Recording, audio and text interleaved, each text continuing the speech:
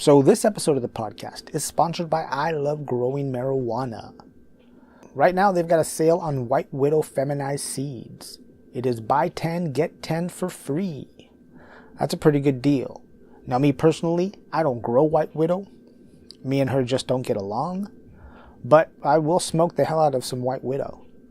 So click on the I Love Growing Marijuana link in the show notes to let them know that we sent you and get in on that seed deal.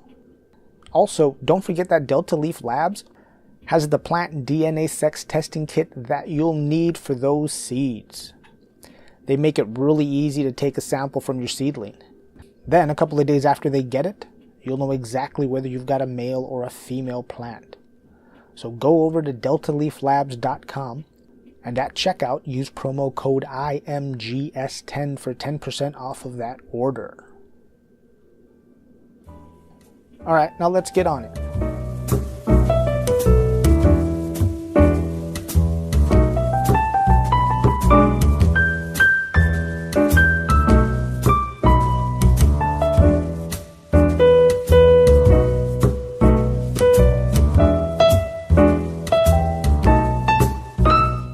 Hey everybody, welcome back to the In My Grow Show, the podcast dedicated to taking the mystery out of cannabis.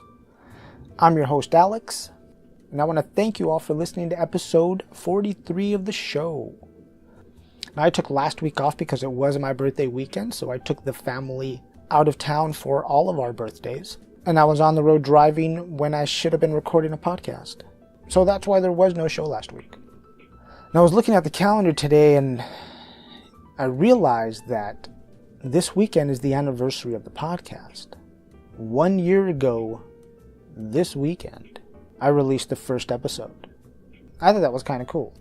You know, I learned a lot. I tried to get an episode out every week. I almost did it. I missed about 9, right? Let's see, it's 43, 52 weeks. Yeah, I missed about 9 weeks. But not bad for my first year. I'm super stoked. I want to thank you for listening. Now, a little later, I'm going to play a conversation that I recorded with Noah from BudBuddy. He was cool enough to get on the phone with me. You know, we talked about a bunch of things. He gave me some good advice about choosing a flower vaporizer. But I'm going to play that conversation later. Now, this weekend was also the Emerald Cup up in Northern California. I said earlier this year that I was going to go. But as my favorite cliche goes, man plans and God laughs. Because while I did make plans to go, they just didn't work out the way I imagined. So if you're at the Emerald Cup or you went to the Emerald Cup, I hope you had a good time. Good on you. I know quite a few people who went. And hopefully I'll make it next year. So like I said a little earlier, we went out of town last weekend because it was my birthday, but it was collectively like an out-of-town vacation for all three of us since all three of our birthdays are this month. We went out to Great Wolf Lodge in Anaheim. And that, if you don't know what that is, it is an indoor water park hotel resort.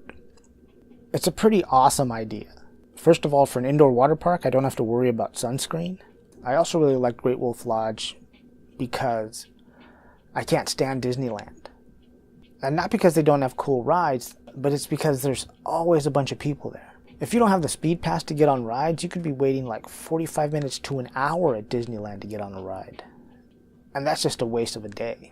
On top of that, I really love a good water park, man. You know, how could you not, going down slides all day? The really crazy thing that I saw there was the water park opens about 10 o'clock in the morning. You know, and your water park tickets are free with your hotel stay. You know, everybody gets a ticket. Anyways, so the park opens at 10, and even at that hour, there were parents walking around with drinks like, you know, margaritas and Bloody Marys at 10 o'clock in the morning, which kind of got on my nerves.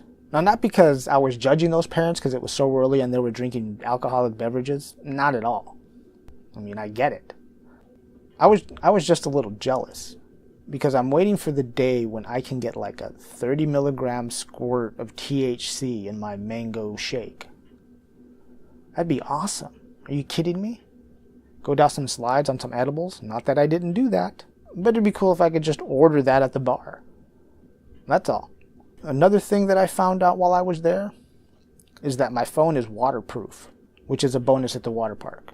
I have a Samsung Galaxy S9, And I'd read when I first got it that it was waterproof, but I didn't pay attention to it, kind of like the way the iPhone's waterproof. They say up to, 3 feet that the iPhone is.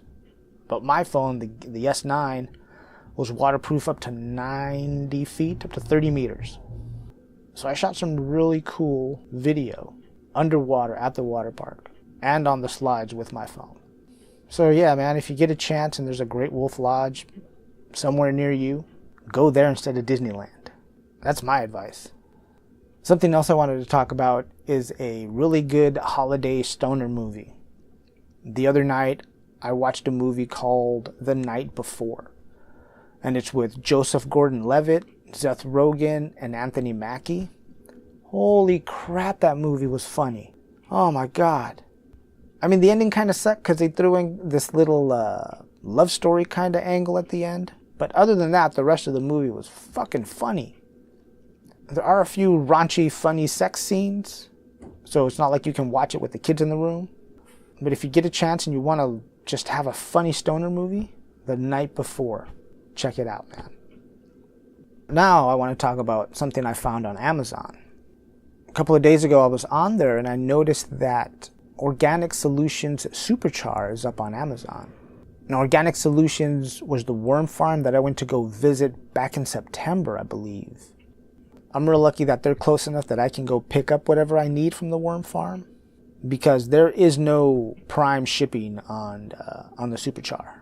You're going to pay for shipping. But it's a really good product. If you want some nice soil amendment, man, that Superchar is really good for that. And Organic Solutions and Bryant, they don't pay me to say that. I just really like that product. It's really good, man. Now let's move on to the strain of the week. And this week, I don't have a strain review. Instead, I want to give it up to all of those home growers out there just killing it and growing that fire. These past couple of weeks, I've had at least 3 different growers hand me some of the stuff that they grew, and holy cow, it was great. I can't really tell you what it was that they handed me because I don't remember.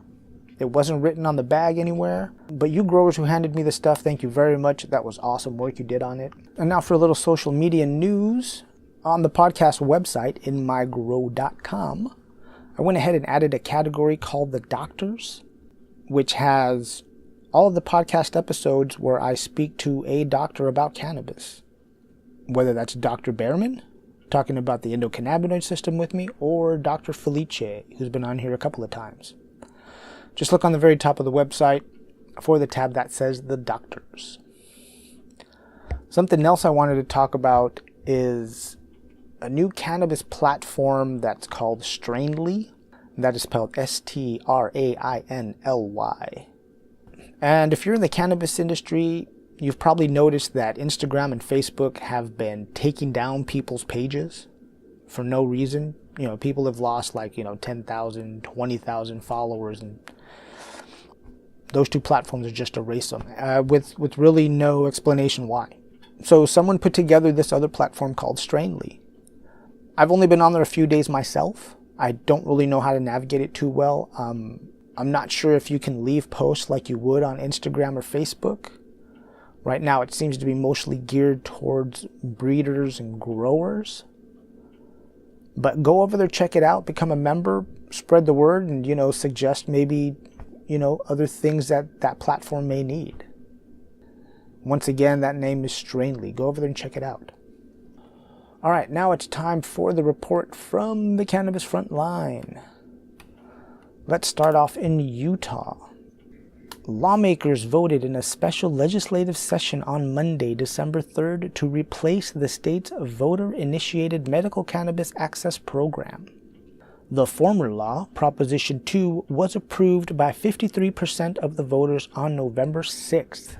The article says legislators announced in October their intent to rewrite the legislations prior to its passage after meeting with the Church of Christ of Latter-day Saints, who opposed the bill, and other groups.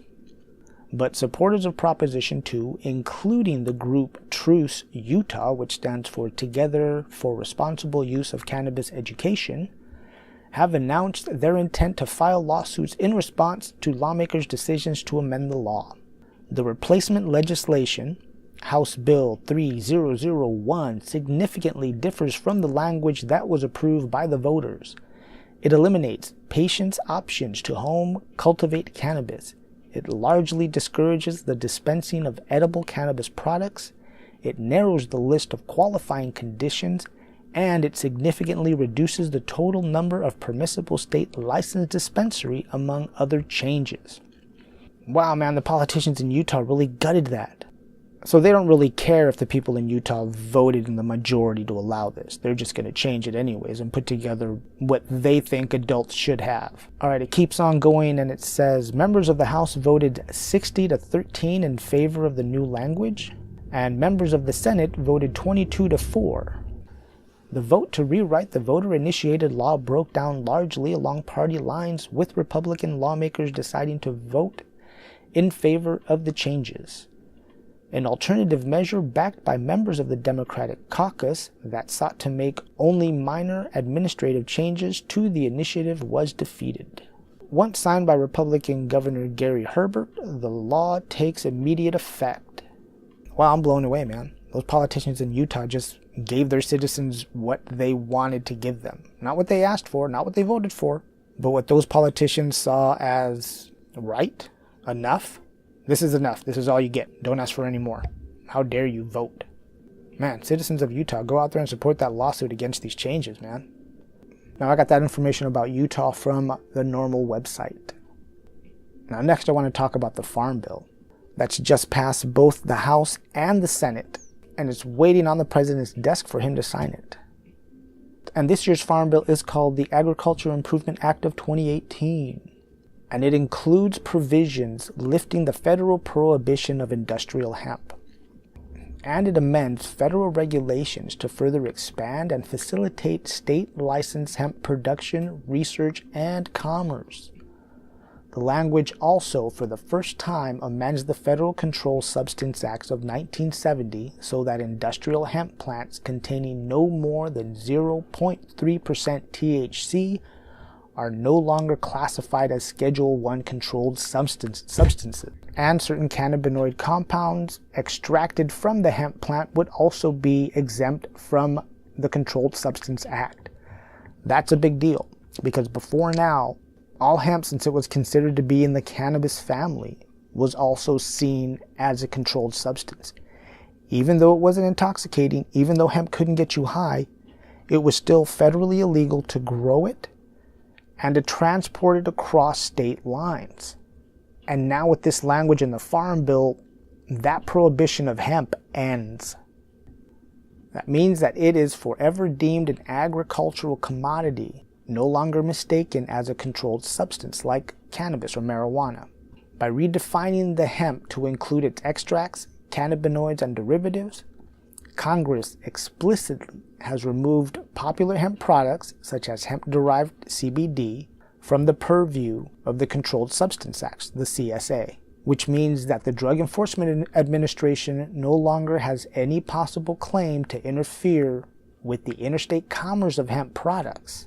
This article that I'm reading from also says, this should give comfort to federally regulated institutions, banks, merchant services, credit card companies, e-commerce sites, and advertising platforms to conduct commerce with the hemp and hemp product industry. So that means that all of those institutions that handle money, banks, credit cards, they can do business with hemp companies without fear of the federal government coming in and closing them down. Another big deal is the transportation part of this. The Farm Bill lets state governments and tribal governments, if you live on a reservation, they can put regulations on hemp as far as how it's grown, how it's packaged, but they can't stop anyone from selling hemp or transporting hemp through their state. The hemp industry is about to explode. Just watch.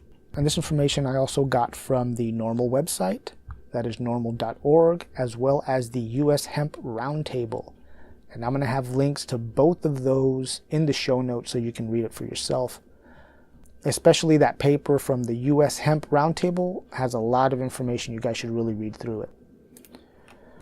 Moving on to California, legislation has been reintroduced by Senator Bob Hertzberg to assist financial institutions in safely conducting transactions with licensed cannabis businesses. SB 51 would allow financial institutions to work with licensed cannabis businesses to issue certified checks and conduct payroll to certified California employees, pay their state and local taxes and fees while lessening the burden to local governments to collect and manage large sums of cash, and also so those companies can pay their rent and invest in the California economy. The senator says no industry can operate safely, transparently, and effectively without access to banks and other financial institutions, particularly an industry of the size and scope of California's multi-billion retail cannabis market. So I'm going to keep an eye on that one. That's a very big deal for the cannabis industry. And it's a no-brainer because you can't have a huge industry with no access to banks or credit cards. It just seems ridiculous. Also in California, the other big thing that happened these last few weeks was the California Bureau of Cannabis Control. The regulators approved statewide marijuana deliveries, even in areas that ban cannabis. And this topic kept going back and forth because there were a lot of interested parties. Cities were screaming about sovereignty. The police organizations were screaming about public safety. The cannabis industry was screaming about safe open access and patient access to cannabis. So basically this is what happens. If I live in a town that doesn't allow a dispensary, I can call a dispensary in a neighboring town and have them delivered to me without a problem. That's a huge deal, and that's basically what we voted for when we voted for Proposition 64. So I'm really glad it went through. I'm really glad this is happening. And I got that information from the Marijuana Business Daily. And like I said, I'll have links to all of this in the show note. All right, so I'm going to play some music and take a short break. And then after that, I'm going to play a conversation that I recorded over the phone with Noah from BudBuddy. And we're going to talk a little bit about what he's doing in the cannabis industry, and he's also going to give me a few tips on choosing a flower vaporizer. So hang out to listen to that.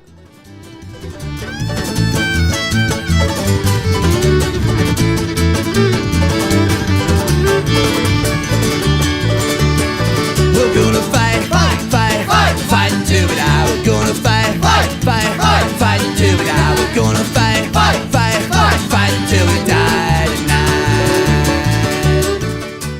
Well, everyone, as I said, I've got Noah with me on the phone, and he is the founder of BudBuddy. Noah, welcome to the show. Thanks for having me. What is BudBuddy? So BudBuddy is the cannabis nexus. And by that, I mean that BudBuddy is a platform for customers to get everything they need cannabis related, whether it's bongs, grinders, papers, or even CBD products, or the cannabis products they want, simply, easily, and quickly. So I can actually get cannabis products like actual flower or a CBD oil or even a THC oil? Not right now. That's in version 2.0 of our platform. Right now, we're starting as a platform where you can get any cannabis accessory products you want as well, and we'll have our own CBD products that are going to be on the site shortly.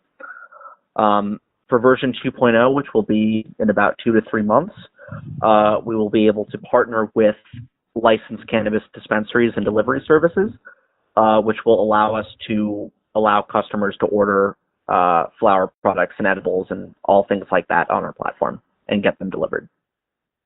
But eventually, people are going to be able to order these products from you? Yep. So basically, the whole point of BudBuddy is that we want to create one spot using a common sense approach for customers to get whatever they want in one place. You know, if you want to get some flower, it makes no sense that you should have to go to a smoke shop to get a bong to smoke it. Like we want to make it simple and easy for anyone to get everything they need cannabis related in one place. We want to be the spot that people go. So I'm a customer. I go to BudBuddy, right, and when you guys finally have everything, or even just to get a bong or anything, do I just go there and order like I would off of Amazon? Do I have to sign up So right now, that is exactly how it works. In the second version of our platform with cannabis products, basically the way it will work is you'll sign up once, you'll upload your ID. We partner with a super easy service that will basically scan your ID and make sure that, it's not a fake or whatever. And then all of that info will be beamed to all of our partner dispensaries. So one of the reasons that I started BudBuddy is because buying cannabis from dispensaries is such a tedious and annoying process.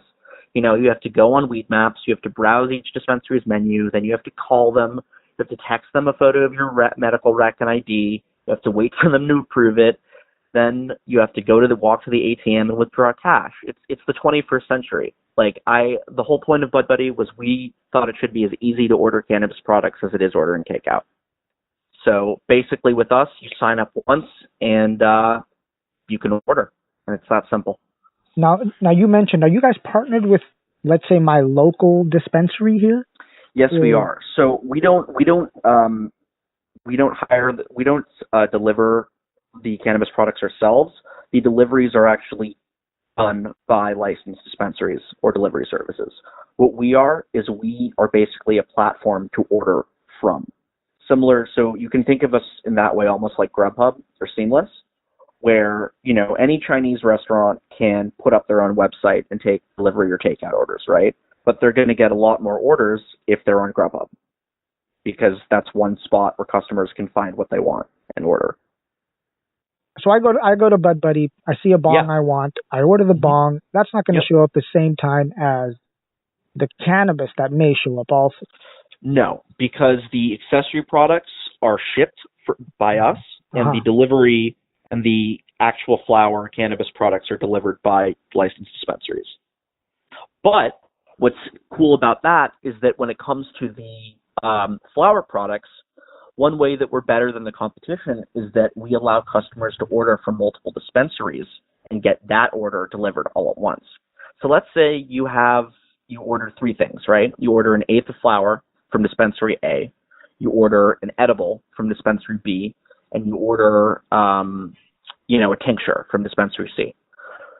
Our software will will pick the optimal driver to pick up each product at each dispensary, at all three, one by one, and then deliver all three of them at once to the customer. Okay, so it's not going to have three different people showing up to my house that night. Exactly. Yeah, that was one problem we wanted to solve. Oh, and that makes it really cool, great for customers, because then the combined menus of all the dispensaries that we partner with are all open to them at once. They don't have to pick one dispensary to pick products from. As customers get more and more familiar with certain brands and certain types of cannabis products, maybe they really like a specific dispensary, but they also want one tincture that dispensary doesn't have.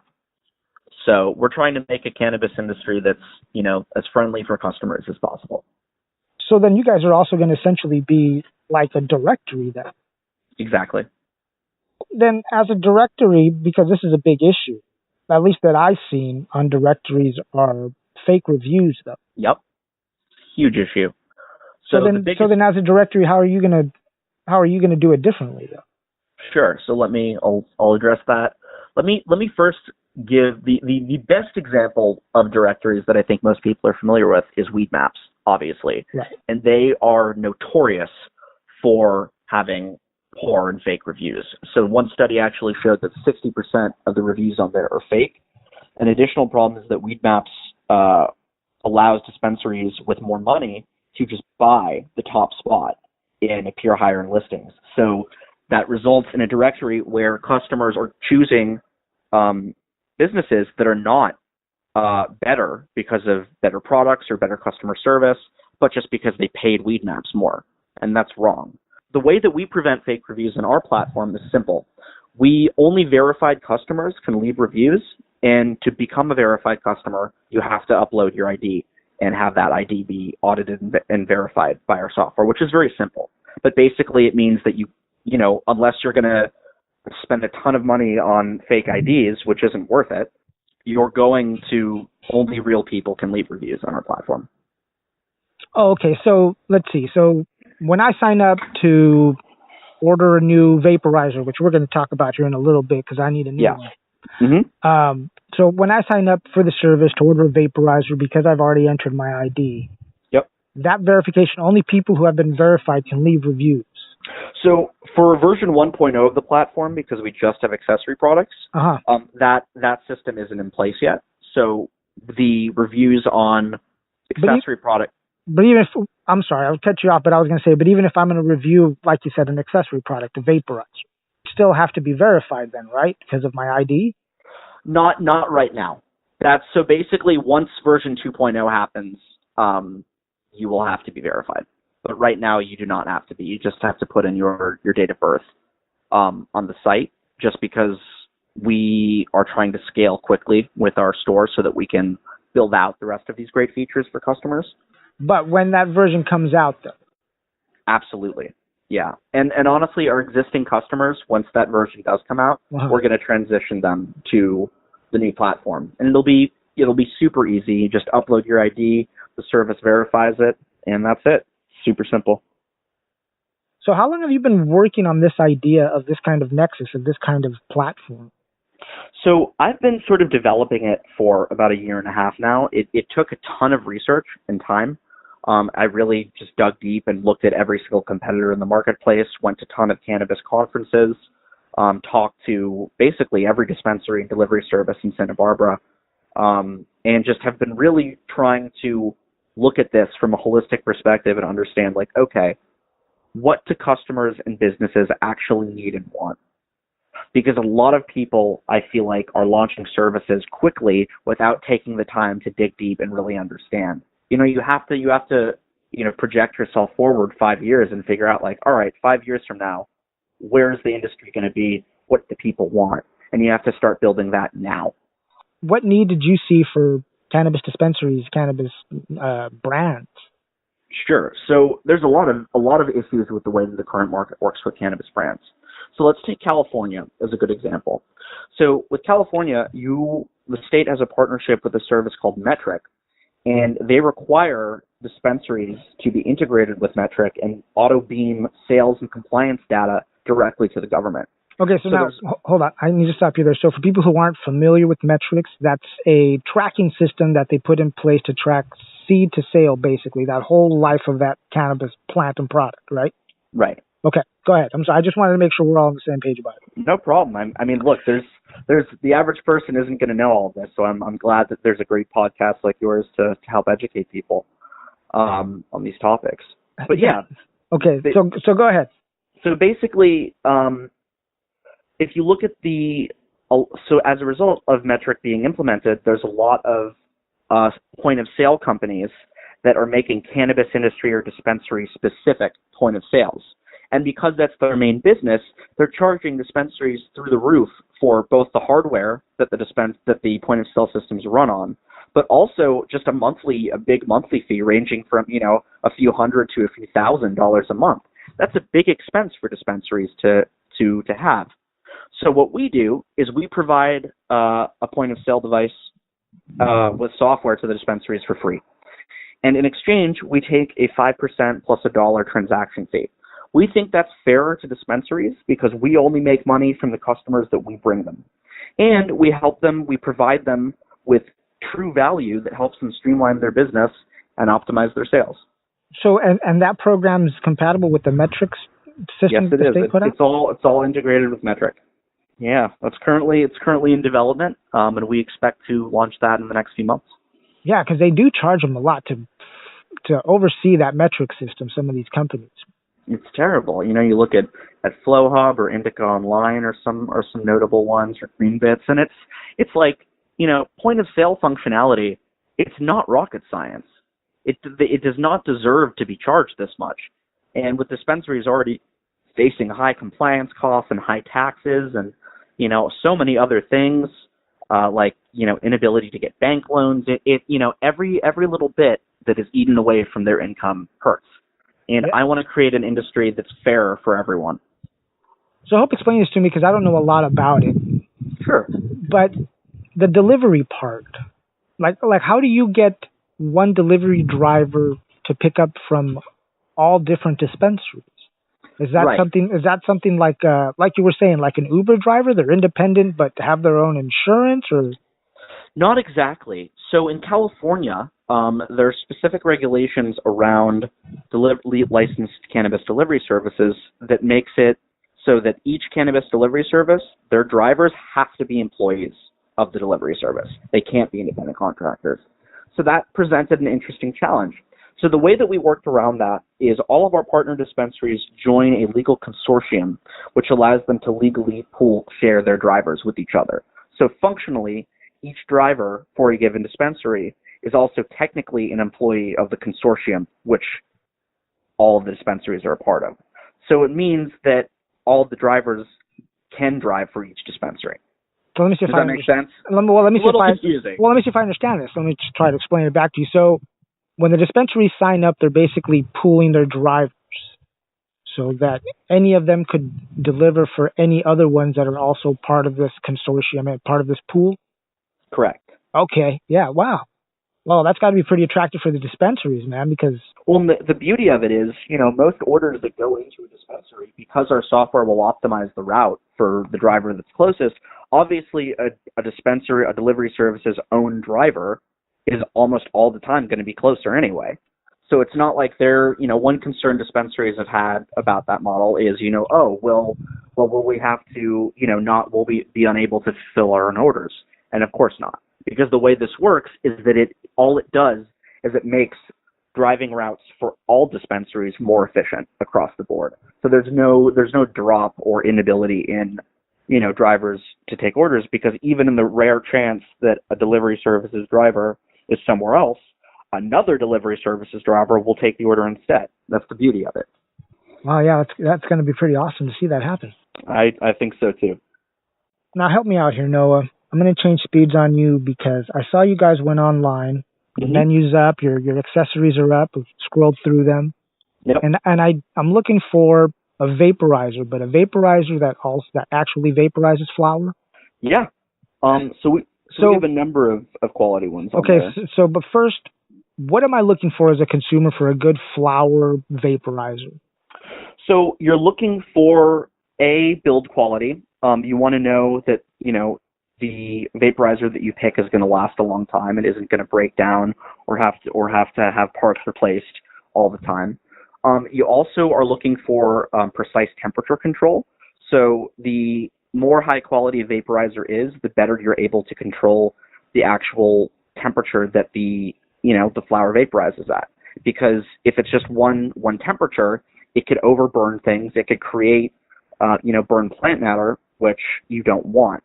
So, one of the appeals of lower temps is that you're just essentially liquefying the cannabinoids and terpenes on the flower itself without burning the plant matter, so it's not as bad for your lungs. That's one thing you can do. You're also looking for versatility. A lot of the vapes that we have on there don't just burn flower, but also burn oil or concentrates. Oh, You can put your own in. Like you can basically get a wax. Exactly. Okay, so knowing that, I want temperature control for the wax because we all know, different terpenes will, vaporize at different temperatures. Yep. I've learned that a lower temperature kind of keeps more of that flavor, so I won't go, too high on the vaporizers. But I always have trouble finding that good vaporizer for flower and the concentrates. So what do you have that does that really well?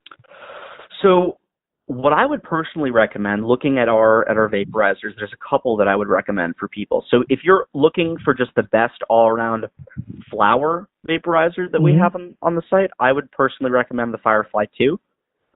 They not only is their technology very unique, so it basically charges super fast.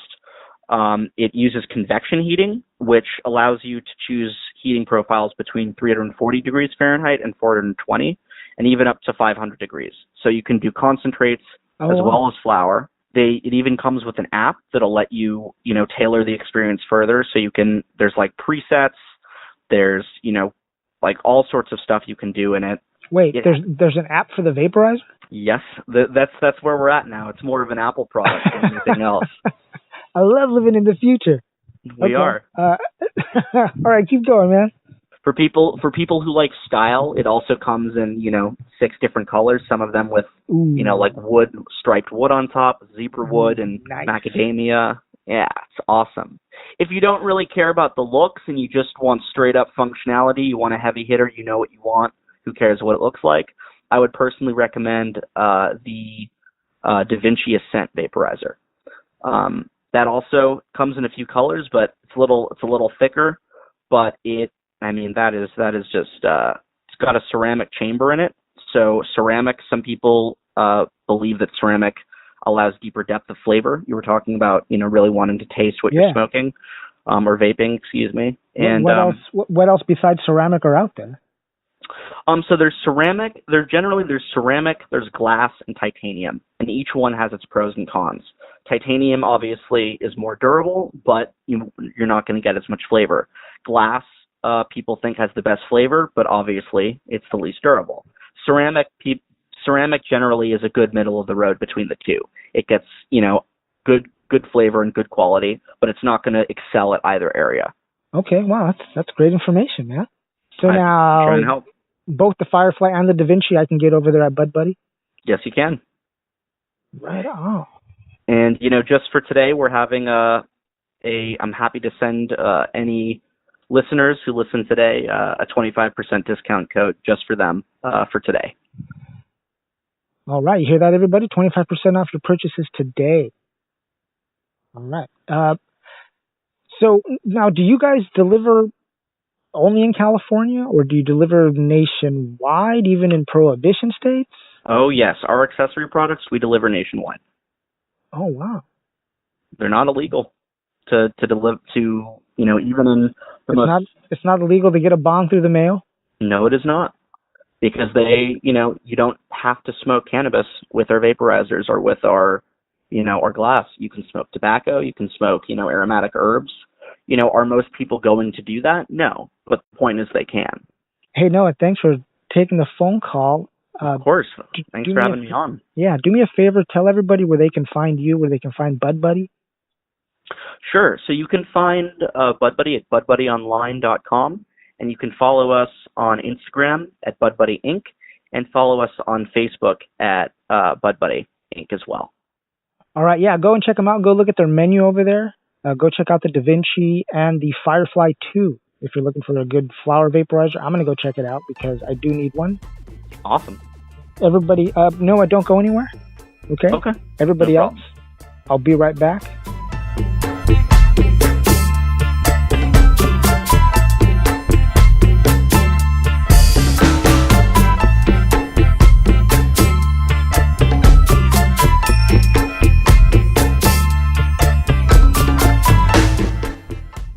Well, I hope you all enjoyed listening to me and Noah talk. I appreciate the advice he gave me on choosing a flower vaporizer. And for a very limited time, if you go over to budbuddyonline.com, you can get a 30% discount on your first purchase when you use promo code MyGrowLife. And that is 30% off your first purchase for a limited time, like I said, until 11 p.m. on December 17th.